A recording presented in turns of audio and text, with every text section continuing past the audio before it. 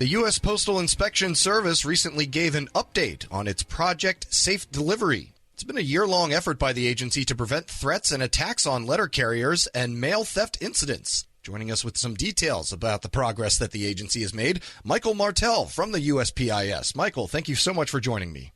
Thanks for having me, Eric. Absolutely. So why don't we just start from the beginning? Tell me about Project Safe Delivery and what it is aiming to do, and then we can kind of get into what it has done.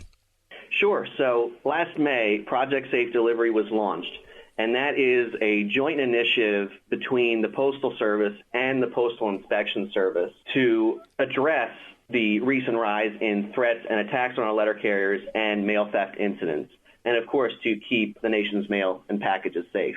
And how does it go about doing that? When you say it shows initiative, is it just mostly going after specifically those crimes, or is there just a more onus on it? Because that sounds like it should just be, business as usual for the inspection service. Actually, it's not. This is, like I said, a joint venture between the Postal Service and the Inspection Service. So we're not going at it alone here. So it employs a holistic approach to address these crimes. We seek to, protect postal employees and the mail stream, prevent incidents from occurring through education and awareness, and of course, as postal inspectors, enforce the laws that protect the nation's mail stream. Gotcha. Okay, so this is, in addition, you're getting some help from other agencies and law enforcement partners. Who would those partners be? Is that local and other federal enforcement agencies, or who else are you working with? First and foremost, the Postal Service. They're out there delivering every day, and they're the ones that are upgrading sort of the physical security of our blue collection boxes and locks and, the letter carriers that are serving the American people on the street every day. But, of course, federal law enforcement partners to state and local law enforcement partners, as well as prosecutors, federal, state, and local prosecutors as well. All of those parties are really helping us make a difference here. Gotcha. Okay. And before, I promise we'll get to the results shortly, but, just on background, again, you had mentioned the rise in crimes against postal workers and mail theft incidents.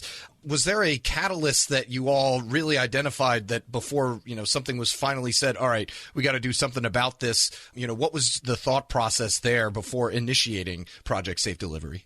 So really, after the pandemic, we saw a rise in letter carrier robberies and associated mail theft.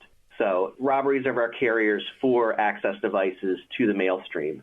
Those individuals then would sell that access device or use it to steal mail themselves and commit associated financial crimes.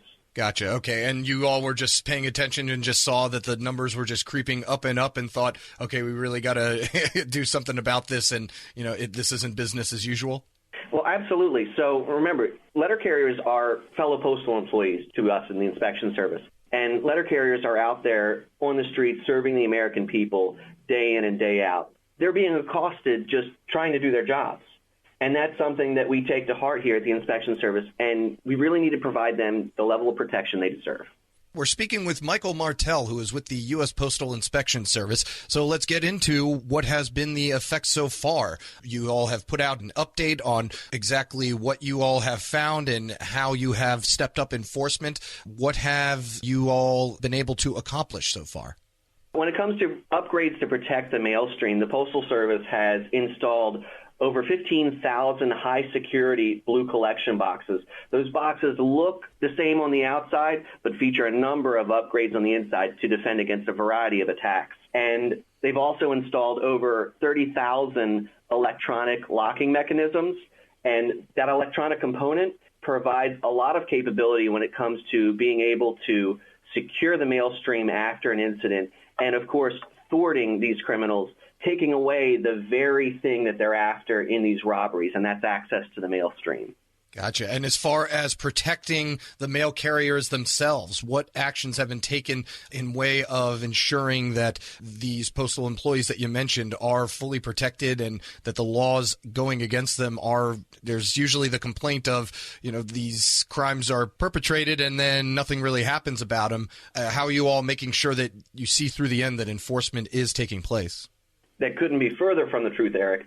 So as part of Project Safe Delivery, we've made over 213 arrests since the start of the project for specific postal-related robberies. And we've made well over 1,000 arrests since the start of the initiative in regards to mail theft. And really, I have some trends here over this past 6 months. So in the past 6 months, letter carrier robberies or postal-related robberies are down by 21% versus the same time period the previous year. And number of arrests associated with postal robberies are up 72%, again, in that same time period. And what we're seeing as well is mail theft complaints are down about 35% in that time period. What that's doing is showing these efforts are paying off and they're making a difference. Gotcha. And what about the folks that it actually affects? I know that you had mentioned complaints of mail theft have gone down, but what about the postal carriers themselves? Are you hearing positive results from them and they feel a little bit safer and not as vulnerable when they are out there, like you said, just doing their jobs? I think there's always progress to be made there. I think those numbers sort of speak for themselves. But in addition to those, something that's been highly effective is the large increase in the reward program for postal-related crimes. So as of right now, if you rob one of our Postal Service letter carriers, there is a price of up to $150,000 on your head after that incident. That's more than triple than it was before the program rolled out.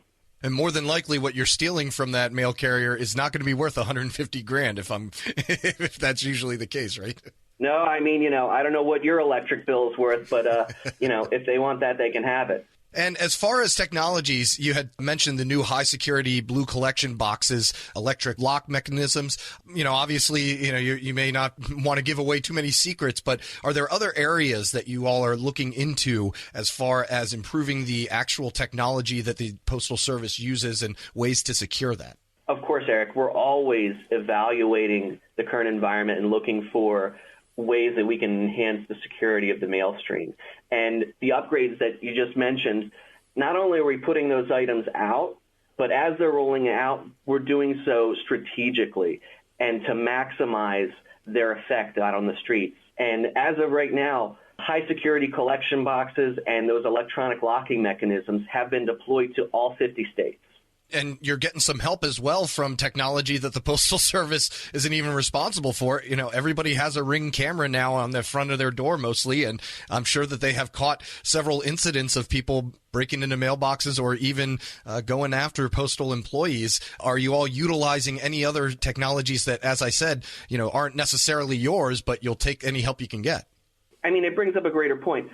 The public can, of course, help us in our mission to keep your letter carrier safe. They're serving you in your community on a daily basis.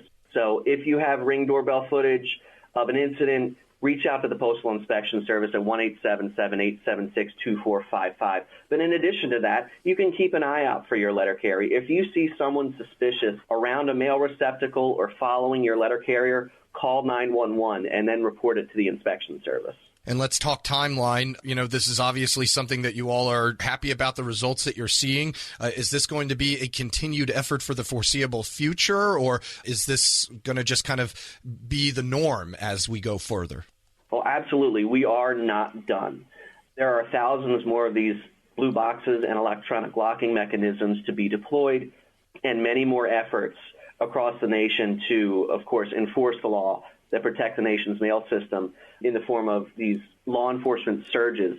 And what that has done is the Postal Inspection Service is sending national law enforcement personnel, postal inspectors, and other personnel to the hardest hit areas for concentrated efforts. And we're seeing great results there as well. Michael Martel is with the U.S. Postal Inspection Service, and we'll be sure to have you back for an update, but thank you for joining us. Thanks for having me, Eric.